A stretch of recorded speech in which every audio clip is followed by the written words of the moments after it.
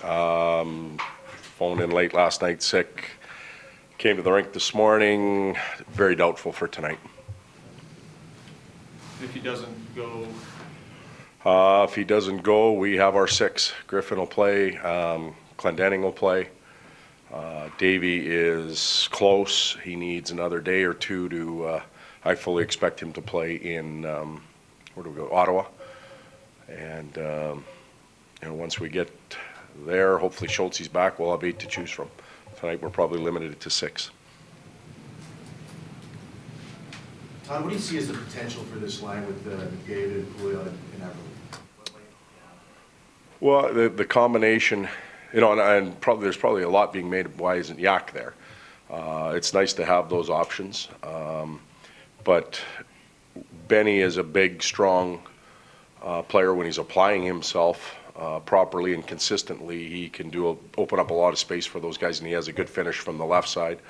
Right-handed shot with Ebbs, who has a lot of experience scoring goals and has some nice hands. I think he can be the benefactor of Connor's play as well. But in turn, I think those two need to help Connor as much as Connor's going to help them, and get Connor up and running. And obviously there'll be a focal point on 97 tonight, and just feel that those two can help him out games 1, 2, 3, and we'll see where it goes from there. You kind of know what it looks like when Connor plays with Nail. Is it important to, get a few different looks and see what possibilities there could be? Yes, no. It's just important that we play well to begin with. And I think I just explained why we're playing those two there to start with. We could be a period in, and Yak could be there. Yak could be on the left side, Poo down. I don't know. But I know when the game starts, we're going to have those 3 together. And Letestu and Cassian have formed a pretty good bond between the two of them on a line. Anybody from Pakarin into Yakupov has played well there, so I feel good about Yak on that side. And he'll be shooting the puck from there.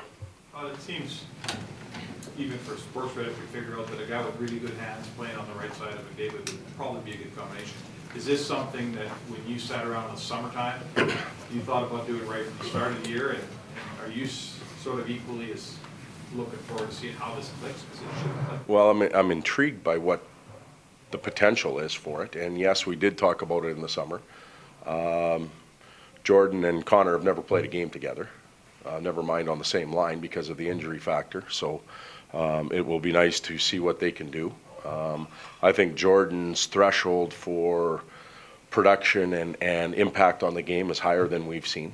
I've shared that with him as early as yesterday, and we need him to get up and running at a higher level. Same thing with Benny Pouliot, for us to have success in the last 32 games. John Scott, you had John Scott in San Jose.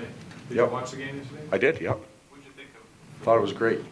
I thought it was, he fit, for however John got to the All-Star game, how the vote started or whatever, they picked the right guy because he's got he's a big man. He fits the character well of that role that he played at the game. The players rallied around him. They were all happy for him. The fans were happy for him. I haven't watched the All-Star. I've been to a couple, but I haven't really watched the All-Star game. I watched that one. I watched the skills competition. I had an interest in obviously what Taylor was doing. Pavelski, Burns, their kids, because I been around them for a while, and obviously the John Scott factor. And I was sitting in my chair and I'm proud to be part of the NHL right now because there was a lot of good human interest stories as well that were tied into the broadcast, and. The John Scott story with his little girl sitting there. I'm sure they were very proud of him, and just a great event for him, and I think for our league. Todd, it would, given where the standings are at right now, it would take a pretty good run to be in that conversation by the end of the year. So what's an expectation for you from this team the rest of the way? What do you expect and want to see from them growth-wise? Well, we reviewed yesterday prior to going on the ice. We had enough time to look at where we were when we started and where we are now. We actually didn't talk about standings or anything like that, but we talked about our team play, and we've cut our our goals against down by almost half a goal a night from where it was last year, which is a really good start for our team. That has to continue. To get to that point that you're talking about, it has to come down another quarter goal a night to be a playoff team. So we've got a lot of work ahead of us, and that's the toughest gap to close.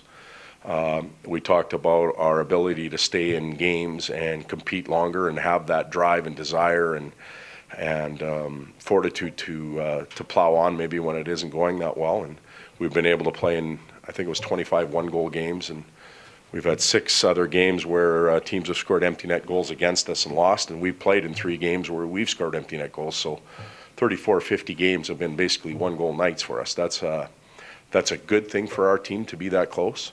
In the big picture, it's not a great thing because we're not winning enough of them. We talked about special teams, how they have to improve.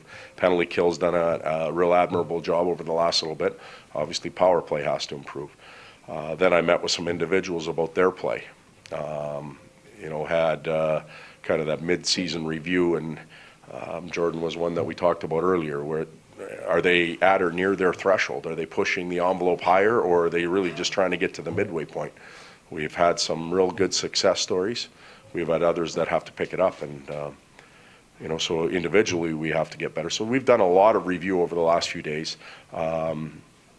Just need to establish our game again tonight. I think Columbus will probably be saying the same thing after a break. Coaches are afraid going into the break, and they're afraid coming out of the break.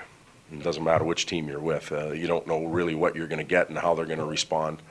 So we'll play. We'll throw our best game out there, I believe, and as the league gets ramped up again and we get more practice days and game days underneath us, I hope that we get polished up quickly and get going again. Okay, thank you.